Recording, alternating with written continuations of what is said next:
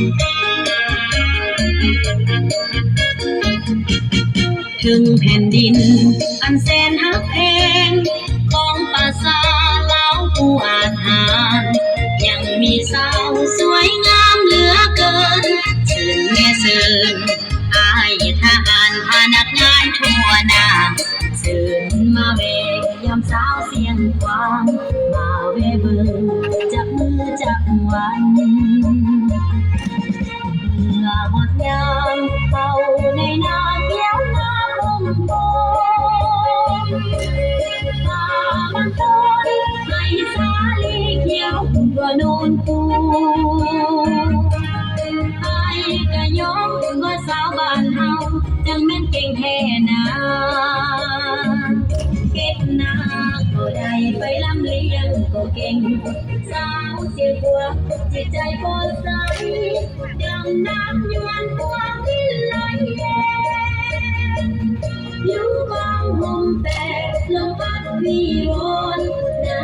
อดสอนแม่สาวกงน้อง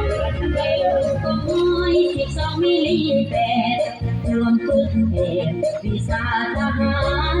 เพื่อได้กับเจ้าทหารเมริกา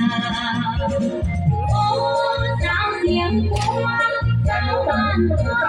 สมชื่อเป็นหญิงนุ่มลาวที่ลาอาสมเป็นลูกหลานของประชาชนเหมือนนกแอ่นบินเจออยู่เมืองลาวหน้าแค่แม่สาวเสียงกวางหน้าสวยๆตาดำๆก็คงพิงบางบางให้คืนยิ่งเนียมแจ่มใสความก้าวไกลตามเส้นทางพบไปทะเลทราย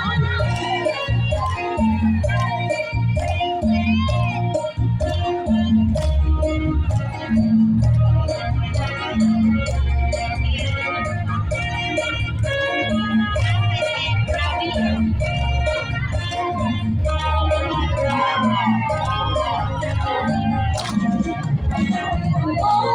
สาวเสียงพวงสาวบ้านเราสมชื่อเป็นหญิงนุ่มลาวที่ลาอาหารสมเป็นลูกหลานของประชาชนเหมือนนกแอ่นบินเจออยู่เมืองลาวหน้าแค่แม่สาวเสียงกวาง